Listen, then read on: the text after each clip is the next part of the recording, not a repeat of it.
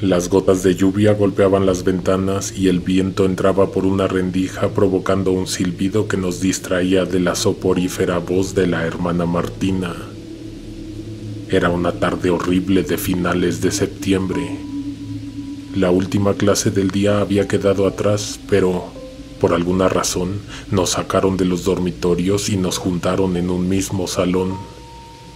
Había algo raro en el ambiente, algo que iba más allá de las pesadas nubes que se habían apoderado del cielo y de la horrible tormenta que estaba a punto de caer sobre el internado. Algo malo había sucedido, sin duda alguna. Se veía en la cara de las monjas que condujeron a las demás alumnas hasta un aula en donde no había pupitres suficientes para que cupiéramos todas sentadas. Mientras esperábamos a que algo sucediera, la lluvia incrementó. Tuvimos que compartir las bancas con otras chicas de otros grados, acomodarnos a como pudiéramos, porque a pesar de que ya no había lugar, las muchachas seguían llegando en grupos de 10. Afuera, en el pasillo, se habían reunido las demás monjas. Platicaban en voz baja, algunas sollozaban, las otras murmuraban oraciones, rezos. Tenía 14 años y por la mente lo único que me pasó es que seguramente nos estábamos preparando para recibir la tormenta, debido a que la última vez que llovió así de fuerte se rompieron varios cristales y nos quedamos sin energía eléctrica toda la noche. A lo lejos empezaron a doblar las campanas. Tras ese primer estruendo, todas guardamos silencio. El único ruido que quedó fue el de un relámpago que hizo vibrar los cristales. No sabíamos qué significaba el ruido que venía de las torres, pero yo alimenté entre mis compañeras la idea de que la tormenta pegaría fuerte al colegio. Instantes después, entró la hermana Caridad al salón. Por regla y costumbre, todas nos levantamos del asiento y saludamos solemnemente a la hermana.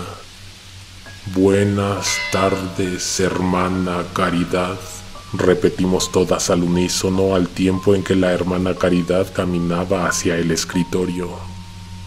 La hermana Martina fue la única que no se levantó de su asiento porque estaba distraída, con la mirada perdida hacia el patio, mismo que había desaparecido entre ráfagas de aire y la fuerte lluvia que caía pesada en el pasto.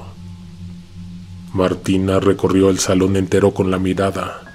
Estaba furiosa, pero ninguna de nosotras sabíamos por qué. Empezó a gritar, a regañarnos, a enumerar castigos. La hermana Caridad pasó por detrás de ella, quien pareció no notar su presencia. Se detuvo hasta que llegó al extremo del salón y tomó asiento en una silla de madera. Entre sus manos apretaba un rosario, cuyas cuentas acariciaba nerviosamente con los dedos. Las campanas seguían doblando a lo lejos. Martina seguía gritándonos por algo que no estábamos seguras de haber hecho, cuando al salón entraron las demás monjas, caminando lento, mirando hacia el suelo. Con profunda tristeza nos dijeron que, unas horas antes, había fallecido la hermana Caridad. Nos miramos entre nosotras, pero no sabíamos cómo reaccionar. La hermana Caridad muerta, pero sí la estábamos viendo sentada en una silla. Era la única que no estaba de pie. Un horrible relámpago estalló muy cerca del colegio. Seguramente habría destrozado algún transformador eléctrico o arrancado los cables, porque a consecuencia de las luces se apagaron, las del salón, las del corredor y las de todo el colegio. La oscuridad se vertió al interior de todos los espacios. Había confusión y miedo. Mientras alguien resolvía que pudiéramos tener algo de luz, las monjas nos pusieron a rezar con ellas, a pedir por el descanso de la hermana Caridad. Algunas chicas estaban llorando, No podía verles la cara, pero estoy segura de que lloraban de miedo. Llegaron un par de lámparas con las que iluminaron un poco el salón. Una de esas lámparas fue a parar al escritorio.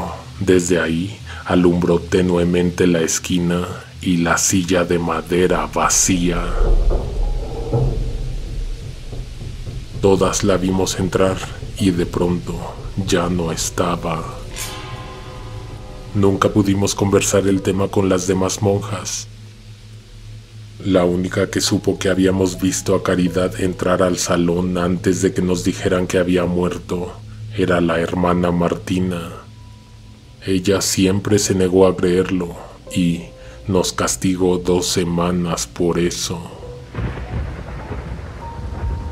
Te habla Conejo Negro. La historia que acabas de escuchar fue seleccionada para formar parte de este especial de terror, donde te compartiré 2 relatos más, ocurridos también en internados. Recuerda que antes ya hemos publicado relatos con este mismo tema. Te los dejo en la descripción. Imagino que ya tienes puestos tus audífonos y las luces apagadas.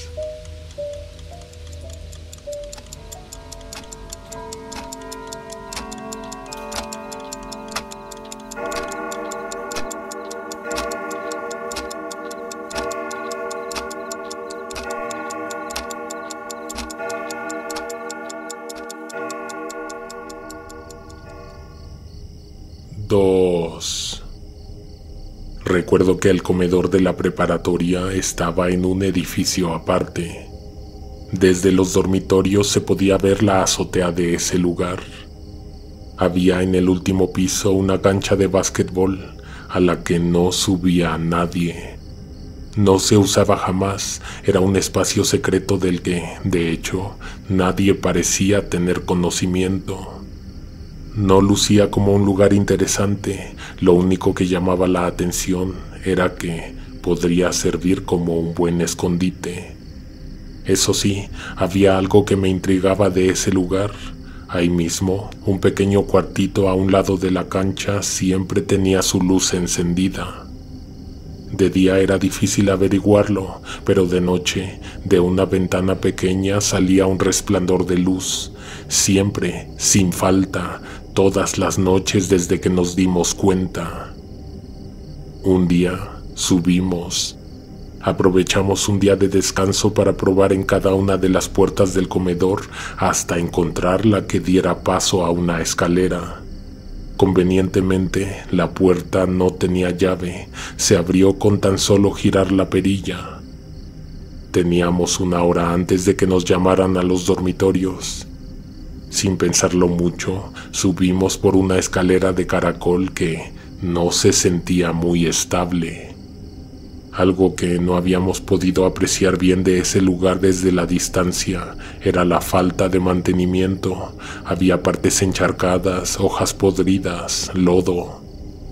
Mi compañera fue la de la idea. Solo subimos ella y yo, y lo primero que buscamos fue el cuartito que siempre tenía la luz encendida. Por alguna razón sabíamos que esas canchas no eran lugar en donde tuviéramos permitido estar, por lo que, para que nadie nos viera desde los otros edificios, abrimos la puerta y nos metimos al cuarto. Descubrimos que se trataba de un baño, uno bastante descuidado. Había sucias baldosas blancas cubiertas de lodo y hojas, espejos opacos, paredes cubiertas de polvo. Nos sentamos sobre los lavabos de piedra y nos recargamos en los espejos. Frente a nosotras había 3 módulos. El olor que venía de ahí era repugnante, pero tolerable, olvidable. Era el sitio perfecto para contar historias de terror. Mi amiga se sabía unas muy buenas.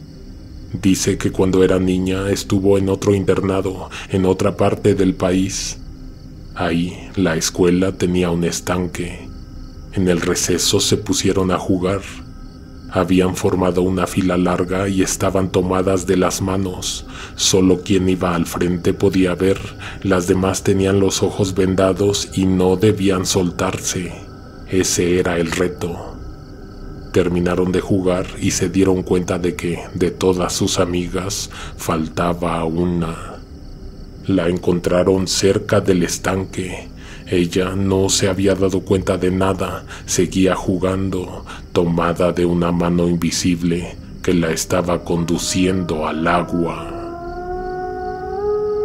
Mi compañera terminó su historia e inmediatamente se apagaron las luces del baño. Guardó silencio por un rato y luego se bajó del lavabo. A tientas caminó hacia el interruptor y lo encendió. Al instante, las lámparas iluminaron el sucio baño. Dio unos pasos de vuelta hacia su lugar, pero entonces escuchamos que el switch se bajó y la luz se apagó. Yo estaba atemorizada principalmente por el cambio en el ambiente que provoca contar historias de miedo, pero eso de la luz me puso de nervios. De un salto me bajé del lavabo. Me sentía un tanto inquieta, preocupada por la hora. Le supliqué a mi compañera que nos retiráramos. Le dije que, de seguro, había alguien con nosotros. No era en serio. Quedé arrepentida al momento de decirlo, porque lo que pasó inmediatamente fue que se encendieron las luces. ¿Quieres que nos vayamos?, dijo mi amiga y guardó silencio. Nada sucedió. ¿Quieres hablar con nosotros? Un segundo después, la luz se apagó por sí sola. Yo llevé la mano inmediatamente al interruptor porque evidentemente no quería estar a oscuras, pero mi amiga me detuvo. «Estás aquí», y la luz se encendió. «¿Estás muerto?» La luz se apagó, se prendió momentáneamente y luego nos dejó de nuevo en penumbras. Acto seguido, de los módulos salió una risita aterradora. Salimos de ahí inmediatamente, bajamos al comedor, salimos al patio, subimos a los dormitorios y nos quedamos calladas un buen rato. Estábamos impresionadas y asustadas a la vez. Cuando nos asomamos por la ventana, vimos el justo momento en que las luces de ese baño se encendieron para permanecer así toda la noche. 3. Yo crecí en un orfanato auspiciado por una congregación religiosa. Un predio enorme, una construcción histórica. Había un convento, capillas, edificios de dormitorios, casas de descanso al otro extremo de la propiedad y hasta una relativamente amplia arboleda. Teníamos muy lejos cualquier casa vecina. Estábamos en un lugar a mitad de la nada, a las afueras de Cuautla. Recuerdo que una vez sucedió algo pavoroso. Tendría entonces 10 u 11 años. Nos fuimos a la cama, pero faltaba Adelina. La buscaron en las aulas, luego en el edificio, en los baños, pero no la encontraron. Las hermanas salieron a buscarla con linternas y haciendo sonar una campana. Se había oscurecido por completo cuando volvieron todas con la noticia de que la niña no había sido encontrada. Entonces nos pusieron a nosotras a buscarla. Nos hicieron que nos tomáramos de las manos, que formáramos una valla para barrer todo el terreno, para abarcar cada rincón del predio. Avanzamos así hasta la mitad del patio, alejándonos bastante de los edificios. Lo que aparecía de pronto ante nuestros ojos era una enorme torre de piedra. La primera vez nadie revisó ahí porque se supone que la puerta de ese lugar permanece siempre bien cerrada. De hecho, escuché decir que ni siquiera tenían la llave de ahí. Cuando nos acercamos más, vimos que se abrió la puerta y salió Adelina. Una de las hermanas nos pidió que no deshiciéramos la fila.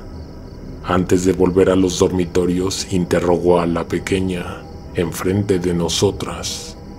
Era evidente que estaban preparando un castigo para ella, porque según las monjas, las reglas son claras, la torre está fuera de los límites, además de que no eran horas para estar fuera de los dormitorios. La niña había salido de esa puerta con una cara seria, pero al ver todas las miradas sobre ella, se echó a llorar. Entre sollozos nos dijo que la hermana Irma la había invitado a entrar a la torre y no la dejó salir hasta que la terminó de peinar. Adelina traía el pelo recogido en una trenza que se enroscaba en lo alto de su cabeza. Lo que ninguna de nosotras sabía era que la hermana Irma era una persona que tenía un par de décadas de haber fallecido. Ahí, en esa torre, estaban guardadas sus cosas, incluyendo sus restos. La mañana siguiente le hicieron una misa. Hay una cosa que a las monjas les pareció interesante, casi milagroso, pero a mí me aterra al día de hoy siquiera pensarlo. La trenza que tenía Adelina en la cabeza era idéntica a la de un retrato de la hermana Irma que permanecía guardado en lo alto de la torre. No era un milagro. Un par de manos muertas habían tomado a la niña del pelo, le habían arañado el rostro con filosas uñas tratando de peinarla. Las cosas no fueron como las pensaron las monjas del orfanato. Adelina después nos dijo que aquella mujer no la quería dejar bajar. Le dijo que la iba a aventar del balcón para no sentirse tan sola. Además de que, a pesar de que no tenía ojos, de sus vacías cuencas salía una mirada espeluznante. Me despido, no sin antes invitarte a que te suscribas, a que toques la campana y actives todas las notificaciones. Así no te perderás ningún estreno. Nos escuchamos pronto con la segunda parte de La Casa de la Tía. Ay, tú sabes si te lo pierdes. Alguien te observa en la oscuridad.